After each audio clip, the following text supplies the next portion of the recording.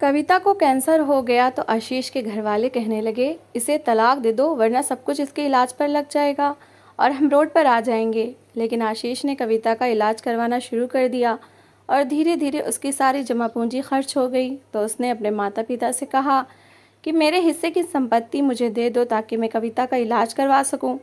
तो उन्होंने कहा कि इसे लेकर यहाँ से निकल जाओ और अगर हिस्सा लेना है तो कविता को तलाक दो। लेकिन आशीष ना माना और कविता को लेकर चला गया और कुछ समय बाद कविता ठीक हो गई तो वो उसे लेकर दोबारा घर गया तो सामने का दृश्य देखकर वो चकरा गया, क्योंकि भगवान ने, क्या बात है, ये तुम्हारा बुखार ठीक क्यों नहीं होता? आज पूरे 15 दिन हो गए हैं। आशीष ने कविता के माथे पर अपना हाथ लगाकर देखा जो अभी भी तप रही थी। वो कहने लगी, मुझे नहीं पता, कई डॉक्टर्स को तो दिखा दिया, बहुत सारी दवाइयाँ भी खाकर देखा, मगर बुखार है कि मेरा पीछा ही नहीं छोड़ रहा। अब मुझे क्या पता कि ये बुखार क्यों नहीं जा रहा। 15 दिन में उसकी रंगत पीली पड़ चुकी थी। आशीष कहने लगा, आज मैं तुम्हें एक हॉस्पिटल में लेकर जाऊंगा, काफ़ी अच्छा हॉस्पिटल है, और तुम्हारे सारे टेस्ट करवाऊंगा। ये सुनकर कविता कहने लगी, उसकी क्या ज़रूरत है, इतना खर्चा हो जाएगा, एक बुखार ही तो है, उतर जाएगा। आशीष कहने लगा, अपनी हालत देखी है तुमने, सांस भी तुम ठीक से नहीं ले पा रही, बात करती हो तो तुम्हारी सांस फूल रही है। वो कहने लगी, कुछ नहीं होता, आप फ्रेश हो जाए, मैं खाना गर्म करती हूँ। वो कहने लगा, तुम्हें अभी बुखार है, खाना गर्म करने का क्या है, माँ है ना, वो भी कर सकती हैं। वो कहने लगी, आपको तो पता है अपनी माँ की आदत का, वो कहाँ कोई काम करती हैं। वो कहने लगा, इतने बुखार में तुम घर के सारे काम कर रही हो, खाना बना रही हो, माँ को भी तो पता है कि तुम्हें बुखार है, उन्हें क्या तुम्हारी हालत नज़र नहीं आती? आशीष ने गुस्से से कहा था। वो कहने लगी, अगर आपकी हिम्मत है तो जाएं, जाकर मना कर दें, मैं तो नहीं कह सकती। वो कहने लगा, मुझे तो लगता है इसी वजह से तुम्हारा बुखार बिगड़ा है कि तुम सारे काम किए जा रही हो। कहने लगी, डोलो खाकर कुछ घंटे के लिए बुखार उतरता है और इन कुछ घंटों में मुझे सब कुछ करना होता है, उसके बाद तो बुखार मेरी कमर ही तोड़ कर रख देता है, उतरता ही नहीं है। अभी वो बात कर ही रही थी जब दरवाजे पर दस्तक हुई और साथ ही दरवाज़ा खुला। आशीष की माँ सुशीला देवी कहने लगी, कविता, कल मेरी बहन और उसकी बहुएं आएंगी, इसलिए उनके खाने की व्यवस्था करना है। यह सुनकर तो आशीष को गुस्सा चढ़ गया। कहने लगा, माँ, आपको कविता की हालत नज़र नहीं आ रही? 15 दिन से वो बुखार में पड़ी है, किसी दवाई का उस पर असर नहीं हो रहा। शायद यही वजह है कि वो दवाई खाने के बाद आराम नहीं कर रही, काम करने लग जाती है। सुशीला देवी आशीष से कहने लगी, तुम तो रहने दो, पक्के जोरू के गुलाम हो, अरे ज़रा सा बुखार ही तो है, बुखार कोई बीमारी थोड़ी होती है। वो कहने लगा, बीमारी होती है, मुझे पता है, एक दिन का बुखार आपको चढ़ा था और 1 महीना आपने पैर नीचे ज़मीन पर नहीं रखा था। क्या आपको कमज़ोरी हो गई है? तो क्या कविता इंसान नहीं है? दवाइयाँ खाकर भी वो किचन के सारे काम कर रही है। सुशीला देवी का तो जैसे मुंह बन गया था। कहने लगी, जब भी मेरे किसी रिश्तेदार ने आना होता है तुम लोग ऐसे ही करते हो, ऐसे ही मुंह बनाते हो। ठीक है, तुम लोगों की मर्जी है, मैं खुद बना लूँगी। ये कहकर उन्होंने दरवाज़ा बंद कर दिया। कविता कहने लगी, क्या ज़रूरत थी आपको बहस करने की, खाना बनाना कोई मुश्किल काम थोड़ी है, मैं बना लेती। आशीष कहने लगा, कोई ज़रूरत नहीं है किचन में जाने की, मेरे ऑफिस की छुट्टी है, संडे है और मैं तुम्हें हॉस्पिटल लेकर जाऊँगा। मेरे एक कोलीग ने बहुत अच्छा डॉक्टर बताया है, उसकी दवा से तुम जल्दी ठीक हो जाओगी, तुम्हें मैं उसके पास लेकर जाऊंगा। 15 दिन में कविता हिलकर रह गई थी। एक बुखार, दूसरा घर के सारे काम। सुशीला देवी को किसी के भी हाथ का खाना पसंद नहीं आता था। कहती थी कि कविता ही खाना बनाएगी। खाना बनाना यूँ तो बहुत मुश्किल नहीं था, लेकिन सुशीला देवी के घर में बहुत मुश्किल था। कहती थी कि पहले लाल मिर्चों को साफ़ करो, इन्हें धोकर धूप में सुखाओ, फिर इन्हें पीस कर फिर दाल सब्जी में डालो। इसी तरह नमक भी पिसा हुआ नहीं आता था, बल्कि उसे खुद पीसना पड़ता था। पहले उसके छोटे छोटे टुकड़े करने पड़ते थे, फिर मशीन में डालना पड़ता। इसी तरह हल्दी और दूसरे मसाले भी। ये काम ही पूरा दिन खा लेते थे। कविता पूरे 1 महीने के मसाले एक साथ ही धो के सुखाकर रख देती थी, लेकिन आजकल वो भी ख़त्म हो चुका था और सुशीला देवी ने खड़े मसाले लाकर उसके लिए रखे हुए थे। कल उसे दावत का खाना भी बनाना था, सारे मसाले भी पीसने थे और मेहमान आते तो कम से कम 4-5 डिशेस तो बनती थीं। सब लोग कविता के खाने की तारीफ़ें करते थे, लेकिन सुशीला देवी कोई ना कोई कमी निकाल देती। यूँ तो ठीक बना है, लेकिन नमक थोड़ा सा तेज़ हो गया।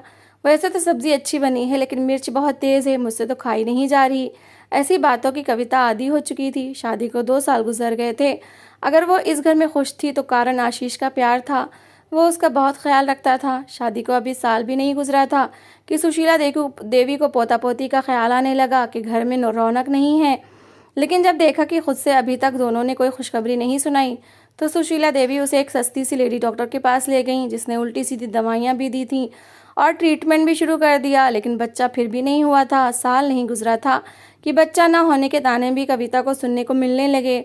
जहाँ सास कहती थी कविता उनके साथ इलाज के लिए चली जाती। आशीष ज़रूर अपनी माँ की आदत से चिढ़ जाता था। कविता को कहता था तुम की माँ के साथ मुंह उठा के चली जाती हो, मत जाया करो, इनकार कर दिया करो। शादी को इतना समय तो नहीं गुजरा कि तुम्हें बच्चा ना होने की चिंता हो जाए। कविता ने गहरी सांस ली, कहने लगी आप जानते तो हैं अपनी माँ की आदत को। जब तक मैं उनके साथ ना चली जाऊँ वो मेरी जान नहीं छोड़ती, मेरे सर पर खड़ी रहती हैं और मैं बदतमीज़ी नहीं कर सकती, ना ही इनकार कर सकती हूँ। उन्होंने जो करना है कर लेने दे। भगवान जब हमें संतान देगा तो फिर वो भी ठीक हो जाएंगी। लेकिन वो समय नहीं आया। शादी का दूसरा साल ख़त्म हो चुका था और अब तो वो बीमार रहने लगी थी। पता नहीं कौन कौन सी दवाई ला लाकर सुशीला देवी उसे देती रहती कि ये खाओ, इस पुड़िया से अगले महीने ही तुम प्रेग्नेंट हो जाओगी। वो चुपचाप वो सब दवाइयाँ खाती रहती और साथ साथ काम भी करती रहती। लेकिन अब तो जैसे उसकी बस हो चुकी थी।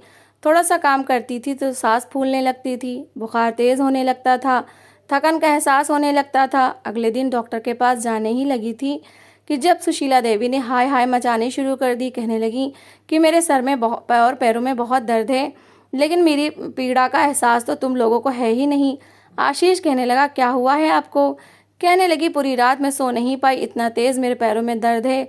लेकिन तुम्हें पत्नी की पीड़ा नज़र आती है, माँ की नहीं आती। वो कहने लगा तो आप भी चलें, आपको भी डॉक्टर को दिखा देता हूँ। कहने लगी मेरे ऐसे भाग्य कहाँ, मुझे तो अभी अपनी बहन के लिए और उसकी बहुओं के लिए खाना बनाना है। तुम अपनी पत्नी के नखरे उठाओ, वो ही बहुत है। वो कहने लगा कि माँ कि आपने उसकी हालत देखी है माँ, आप मना नहीं कर सकती। मौसी को कि अगले संडे आ जाएं, तब तक कविता की तबीयत भी कुछ ठीक हो जाएगी। उसकी माँ कहने लगी अरे जाओ जाओ, तुम अपनी पत्नी को लेकर जाओ, मैं खुद काम कर लूँगी। कविता कहने लगी आशीष आप रहने दे, मैं कल चली जाऊँगी, मैं आज का खाना बना देती हूँ। आशीष उसे घूरता रह गया, लेकिन वो खाना बनाने के लिए किचन में चली गई। पहले सारे मसाले पीसे, फिर खाना बनाया, लेकिन तबीयत और भी ज़्यादा बिगड़ चुकी थी। जब तक मौसी जी और उनकी बहुएं आई वो बिस्तर से जा लगी थी, खांस रही थी। रात को उसकी तबीयत बहुत ज़्यादा ख़राब हो गई। आशीष तो परेशान होकर रह गया था। उसे लेकर तुरंत हॉस्पिटल पहुंचा। डॉक्टर ने फ़ौरन उसे एडमिट किया था। आशीष से कहने लगे कि हमें तो हैरत है, आपकी पत्नी को पिछले 20 दिन से बुखार है, उसका बुखार नहीं उतर रहा और आपने इस चीज़ को इतना हल्के में लिया है। वो कहने लगा नहीं, घर के पास 2-4 क्लिनिक से वहाँ से मैंने दवाइयाँ लेकर दी हैं। वो कहने लगी अगर बुखार 3 दिन में नहीं उतरा था तो ब्लड टेस्ट करवाना चाहिए था कि आखिर बुखार न उतरने का कारण क्या है, फिर इलाज करवाना चाहिए था। आशीष कहने लगा कि टेस्ट तो नहीं करवाए, मुझे इसे कल लेकर आना था, लेकिन मेहमान आ गए थे। डॉक्टर कहने लगे मेहमान आने से आपकी पत्नी का क्या संबंध है? आपने इनकी हालत देखी है? इनकी आंखों के नीचे गहरे गड्ढे देखे हैं? तुरंत ही इनके ये टेस्ट करवाएं, अभी इनका ट्रीटमेंट शुरू करना पड़ेगा। डॉक्टर ने बहुत सारे टेस्ट लिख कर दिए, मलेरिया का, डेंगू का, टाइफाइड का, लेकिन सब टेस्ट क्लियर आए थे। लेकिन बुखार था कि उतरने का नाम नहीं ले रहा था। जब सारे टेस्ट आशीष ने देखे और वो क्लियर थे तो वो परेशान सा हो गया। उसकी माँ कहने लगी देख लिया तुमने, मुझे तो लगता है ये ड्रामा करती है, सारे टेस्ट तो क्लियर आए हैं, कुछ भी नहीं है, ये सब काम ना करने के बहाने हैं। वो कहने लगा माँ आपको उसका चेहरा नहीं दिखाई देता, उसका चेहरा उतर कर रह गया है, उसका वज़न गिर गया है, उसकी रंगत पीली हो चुकी है और आप कह रही हैं कि ड्रामा कर रही है। ड्रामा करने वाले ऐसे होते हैं क्या? वो फिर से एक बड़े डॉक्टर के पास गया, सारी रिपोर्ट भी साथ लेकर गया था। डॉक्टर कहने लगा कि जब ये सारी रिपोर्ट क्लियर है तो हमें एक टेस्ट कैंसर का भी करवा लेना चाहिए, क्योंकि इनका बुखार नहीं उतर रहा, जबकि इन्हें ना मलेरिया है, ना ही टाइफाइड है, ना ही डेंगू है और ना ही चिकनगुनिया, ये ना मौसमी बुखार। ये सुनकर आशीष के तुझे से जान निकली थी। कहने लगा आप ये क्या कह रहे हैं, बुखार ही तो है और आप ऐसी बात कर रहे हैं। आशीष बुरी तरह से घबरा गया था। वो कहने लगे जो इनकी कंडीशन है और जो कुछ ये बता रही हैं, मैं तो इसी कारण ये टेस्ट लिख कर दे रहा हूँ। जहाँ आपने इतने टेस्ट करवाए हैं ये भी करवा लें। जब टेस्ट करवाया तो वही निकला जिसका डर था। कविता को कैंसर हो चुका था, मगर इलाज संभव था क्योंकि आशीष पहली स्टेज थी, मगर पैसे बहुत ज़्यादा लगने थे। आशीष परेशान होकर रह गया था। जब उसने ये बात अपनी माँ को रोते हुए बताई तो माँ ने तो एक आंसू भी नहीं बहाया, उल्टा कहने लगी अरे मुझे तो पहले बहुत पता होता तो मैं उससे बहुत दूर ही रहती, उसके हाथ का पानी भी ना पीती, जैसे उसे कोई छूत की बीमारी लग गई हो। कहने लगा ये आप कैसी बातें कर रही हैं, आपको सुनकर दुख नहीं हुआ? कहने लगी हाँ हुआ है, लेकिन मैं तो कहती हूँ बेटा उसे तलाक दे दो, देख ऐसी बीमारियों का इलाज हम नहीं करवा सकते, बहुत पैसा लगता है। अपनी माँ की बात सुनकर आशीष को हैरत हुई थी। कहने लगा माँ मुझे तो लगा था आप रोएंगी, मुझे आश्वासन देंगी, मेरा हौसला बढ़ाएंगी, लेकिन आपने तो। कविता अभी तक रो रही है कमरे में। मैं उसका सामना नहीं कर पा रहा। उसको कैसे समझाऊं? बजाय आप मुझे तसल्ली देने के, हौसला बढ़ाने के, कह रही हैं कि मैं कविता को तलाक दे दूं क्योंकि उसे कैंसर हो गया है। अगर कल को यही कैंसर मुझे हुआ होता तो क्या कविता को भी आप यही कहती, मुझसे तलाक लेकर मुझे छोड़ दे? फिर कौन संभालता मुझे माँ? क्या आप संभालती? ये बात सुनकर सुशीला देवी ने नजरें चुराई थीं। आशीष कहने लगा, मैं कविता को कभी भी नहीं छोड़ूंगा, उसका इलाज कराऊंगा और आप किसी कामवाली की व्यवस्था कर लें जो आपके सारे काम कर सके, क्योंकि कविता कोई काम नहीं करेगी। ये कहकर वो अपने कमरे में आया तो कविता रोए जा रही थी। आशीष उसके पास आकर बैठ गया। उसके दोनों हाथों को अपने हाथों में ले लिया था। वो इतनी घबराई हुई थी कि उसके सीने पर सर रखकर रोने लगी। कहने लगी, आशीष ये क्या हो गया? मैंने कभी नहीं सोचा था कि मुझे ये बीमारी भी लग सकती है। आपका तो बहुत खर्चा हो जाएगा, पता नहीं इसका इलाज है भी कि नहीं। डॉक्टर तो ये ही कहते हैं कि इलाज है, लेकिन मैंने कभी ऐसे मरीजों को बचते हुए नहीं देखा। उसका ये कहना था कि आशीष ने उसके मुंह पर हाथ रखा था। कहने लगा, ऐसे नहीं बोलते, मुझे अपने भगवान पर पूरा भरोसा है।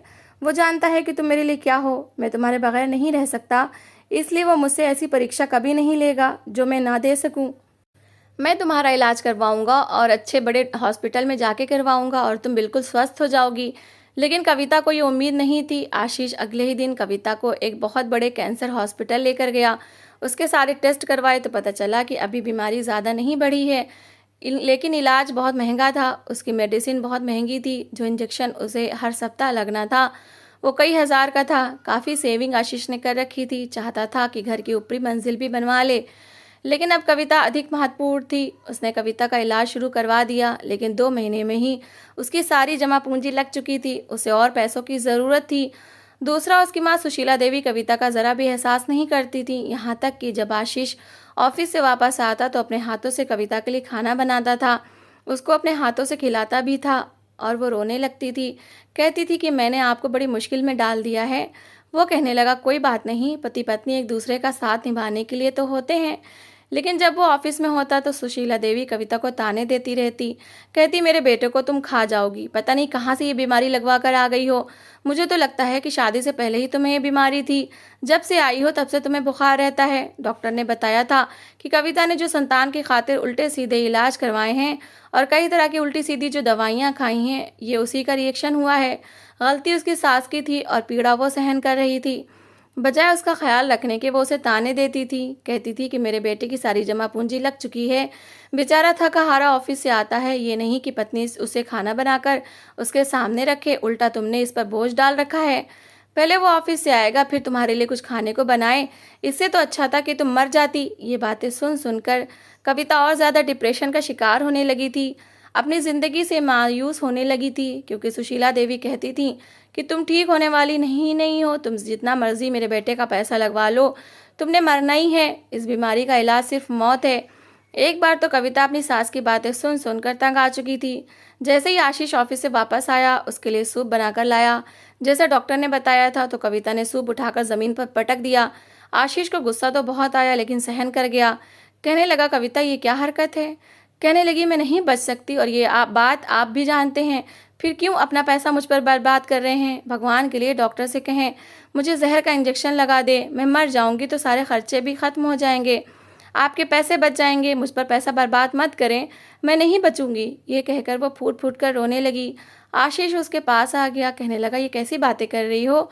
तुम्हें क्या भगवान पर विश्वास नहीं है? मैंने कई मरीजों को स्वस्थ होते देखा है, फिर तुमने कैसे ये समझ लिया कि तुम्हें कुछ हो जाएगा? मुझे तो अपने भगवान पर पूरा विश्वास है कि तुम्हें कुछ नहीं होगा, तुम बिल्कुल ठीक हो जाओगी। वो दोबारा से उसके लिए सूप बनाकर लाया था और उसे अपने हाथों से पिलाने लगा। कविता उसे हैरत से देखती थी। इतना धीरज वाला और सहनशील रोक कभी नहीं सकता था। उसे तो अपना काम समय पर नहीं मिलता तो शोर मचा देता था। शादी के शुरू कुछ दिनों में कविता उसके स्वभाव से परेशान हो गई थी, क्योंकि वो कहता था कि मुझे 10 मिनट के अंदर अंदर अगर तुमने नाश्ता दे दिया तो करके चला जाऊंगा, और अगर 11 मिनट हुआ तो मैं नाश्ता नहीं करूंगा, मुझे समय पर ऑफिस जाना है। और कविता कैसे भी करके 10 मिनट में उसका नाश्ता तैयार करती थी। धीरे धीरे कुछ आदतें आशीष ने अपनी बदली, कुछ कविता उसके अनुरूप अपने आप को ढाल चुकी थी। दोनों में बहुत प्यार था। जब डॉक्टर ने ये बताया कि उल्टी सीधी बच्चा पैदा करने के लिए दवाई खाने से और सस्ते इलाज करवाने के कारण उसे ये बीमारी लगी है, तो आशीष को अपनी माँ पर बहुत गुस्सा आया था। जी चाह रहा था अपनी माँ को खरी-खरी सुना दे, लेकिन कविता ने मना कर दिया। कहने लगी, आप अपनी माँ से कोई भी बदतमीज़ी नहीं करेंगे, ये बीमारी तो शायद मेरे भाग्य में लिखी थी, वरना उन्होंने तो मेरा भला ही चाहा था। दूसरी ओर सुशीला देवी बार-बार आशीष से कह रही थी कि ये नहीं बचेगी, ये मर जाएगी, अपनी सारी जमा पूंजी इस पर मत लुटाओ। लेकिन उसे तो कविता के अलावा कुछ सूझता ही नहीं था। अगले दिन जब उसने कविता से कहा कि चलो डॉक्टर के पास, तुम्हें इंजेक्शन लगना है, तो वो रोने लगी, कहने लगी, मैं नहीं ले जाऊंगी आपके साथ। आपको नहीं पता इस इंजेक्शन से मुझे कितनी पीड़ा होती है, मुझे कितना दर्द होता है। मुझे लगता है कि मैं मृत्यु की पीड़ा से गुजर रही हूँ। मुझे अपना इलाज नहीं करवाना, बहुत महंगा इंजेक्शन है जो मुझे लगना है, और वो भी हर सप्ताह। आशीष कहने लगा, देखो कविता, इस मामले में मैं तुम्हारी एक नहीं सुनूंगा, मैं तुम्हें ज़बरदस्ती अपने साथ ले जाऊंगा। जानती हो तुम्हारी तबीयत पहले से ठीक हो रही है और ये इंजेक्शन लगने बहुत ज़रूरी हैं। ये आखिरी पैसे थे जो आशीष के पास बचे थे। सारी जमा पूंजी खत्म हो चुकी थी, लेकिन खुशी की बात यह थी कि कविता की बीमारी कम हो रही थी। अगर इलाज चलता रहता तो उसे विश्वास था कि कविता पूरी तरह स्वस्थ हो जाएगी। वो उसे फल लाकर देता था, वो जो डॉक्टर कहता था वो हर चीज़ उसके सामने रख देता था, दवाइयाँ अपने सामने खिलाता था, उसका बहुत ख्याल रखता था। कई बार ऐसा होता कि अपना खाना पीना भूल जाता था, लेकिन कविता का ख्याल रख रहा था। और कविता को लगता था कि वो आशीष के साथ ज्यादती कर रही है। वो खुद तो मर जाएगी, लेकिन उसे भी बर्बाद करके जाएगी। वो कविता को ज़बरदस्ती अपने साथ लेकर गया था। इस बार जब कविता को वो इंजेक्शन लगा तो उसकी हालत और भी ज़्यादा ख़राब हुई थी, क्योंकि वो पहले से और भी ज़्यादा कमज़ोर हो गई थी। खाना ठीक से नहीं खाती थी, क्योंकि सुशीला देवी किसी मुसीबत की तरह उसके सर पर होती थी। वो फल खाने लगती तो कहती, हाँ हाँ, मेरे बेटे की कमाई खाने का तुमने तो ठेका ले रखा है, उसे तो घर का खर्चा भी याद नहीं है, हमें खाने को मिले ना मिले, लेकिन तुम्हें फल खाना है। ये कहकर उसके पास से पड़ी टोकरी उठाकर ले जाती और खुद खा लेती। खाली टोकरी उसके कमरे में रख जाती और कहती कि ये भी अपने पति को बता देना कि मैंने खाए थे, तुम्हें खाने को नहीं दिए। इस बार जैसे ही ड्रिप के अंदर इंजेक्शन डालकर उसके अंदर जाना शुरू हुआ, उसकी चीखें निकल रही थी। आशीष को डॉक्टर कहने लगा, आपने अपनी पत्नी के खान पान पर ध्यान क्यों नहीं दिया? और वो परेशान था, क्योंकि वो तो जब तक घर पर होता था उसका बहुत ख्याल रखता था। डॉक्टर ने उससे कहा कि अगर अगले सप्ताह कविता के खान पान पर ध्यान नहीं दिया गया तो इंजेक्शन लगने के समय इसे कुछ भी हो सकता है। हम आपसे पहले ही कह चुके थे कि इस इंजेक्शन से कैंसर तो ठीक होता है, मगर पेशेंट को इससे बहुत ज़्यादा पीड़ा होती है। इसलिए पेशेंट में इतनी ताकत होनी चाहिए कि वो सहन कर सके, और आपने अपनी पत्नी के खाने पीने का ध्यान नहीं दिया है। वो चुपचाप कविता को जब वापस लेकर आया तो बिल्कुल निढाल होकर बैठ चुकी थी। तब उसने पूछा था, कहने लगा, कविता, तुम्हें मेरे सर की कसम है, सच सच बताओ, क्या तुम दिन भर में फल नहीं खाती थी, और क्यों नहीं खाती थी? तब उसने रोते हुए बता दिया कि उसकी माँ उसके साथ पीछे से क्या व्यवहार करती हैं। ये सुनकर वो पहली बार सुशीला देवी के साथ गुस्से से बात कर रहा था, लड़ रहा था, झगड़ रहा था। सुशीला देवी कहने लगी, इतना ही तुम्हें एहसास है तो ले जाओ अपनी पत्नी को यहाँ से, ये मेरा घर है, मत भूलो ये घर अभी भी मेरे नाम है। वो कहने लगा, मुझे मेरी प्रॉपर्टी का हिस्सा दे दें, क्योंकि मुझे अपनी पत्नी का इलाज करवाना है और मेरे पास मेरी सारी जमा पूंजी खर्च हो चुकी है। ये सुनकर सुशीला देवी कहने लगी, क्यों दे दूँ तुम्हारा हिस्सा और खुद बेघर होकर बैठ जाऊं? वैसे भी इस घर में सिर्फ तुम्हारा हिस्सा नहीं है, इस पर मेरा भी अधिकार है और मेरी दोनों बेटियों का भी हिस्सा है।